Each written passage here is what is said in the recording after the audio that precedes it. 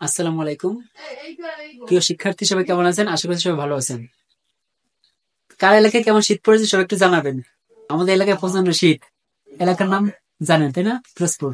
ওকে, সরাসরি আলোচনা চলে যাচ্ছি। আজকে আলোচনার টপিক হচ্ছে ট্রান্সলেশন, অনুবাদ।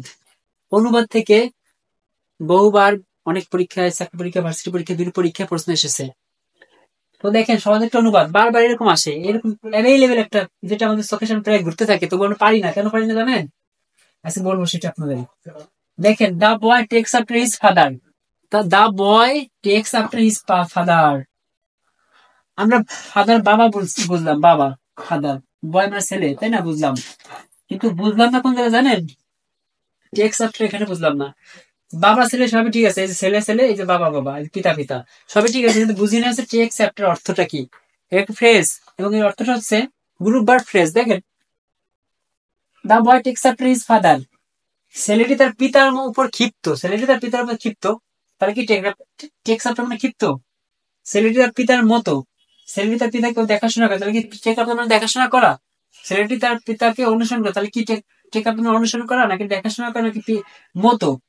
এইটা হচ্ছে আমাদের পেজ। তো আপনারা সবাই লিখে রাখেন। আমি এরকম গ্রামার নাই যে আপনার বোঝাবো, জাস্ট মুখস্থ করে রাখতে হবে। এই take after, take after.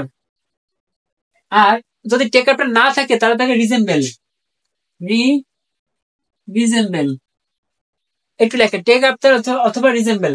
Take after অথবা রিজেম্বল, এই দুইটা অর্থ হচ্ছে কি জানেন? সাদৃশ্য, সাদৃশ্য চেহারা।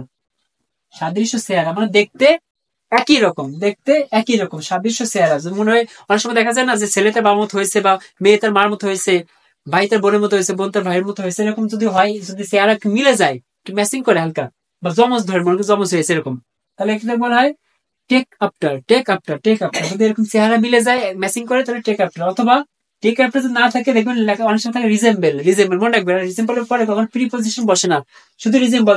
এখানে রিজেম্বল দিলে হয়ে যেত, রিজেম্বল। যদি এরকম থাকতো, দা বয় রিজেম্বল হিজ ফাদার, ছেলেটি দেখতে তার পিতার মতো।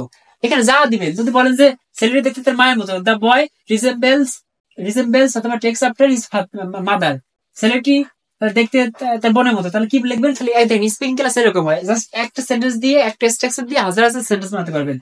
দা বয় টেক্স আফটার অথবা রিজেম্বলস হিজ সিস্টার, তার বোনের মতো দেখতে, এরকম যদি হয়, তাহলে হচ্ছে আপনি টেক অপশন দিবেন অথবা রিজেম্বল দিবেন। তো আমি বেশি ব্যাখ্যা করবো না। ছেলেটি তার পিতাকে অনুসরণ করে, একটা বাদ। ছেলেটি তার পিতাকে দেখাশোনা করে, এটি বাদ। দেখাশোনা ইংরেজিতে টেক আফটার না, কেন অনেক ভুল করে ভাবে যে লুক আফটার, লুক আফটার মনে থাকে না, পরে টেক আফটার দিয়ে চালাই যাবে। আমি যে টেক আফটার আর লুক আফটার এটা কিন্তু একরকম না। ছেলেটি তার পিতাকে দেখাশোনা করে, এটা ভুল। ছেলেটি তার পিতার ক্ষিপ্ত, ক্ষিপ্ত ইংরেজি এটাও না। তাহলে ছেলেটি তার পিতার মতো, পিতার মতো মানে দেখতে, পিতার মতো দেখতে, দেখতে, এটা হচ্ছে সঠিক উত্তর। বারবার একটু লেখেন, টেক আফটার মানে হচ্ছে চেহারা সাদৃশ্য, সাদৃশ্য চেহারা, সাদৃশ্য চেহারা।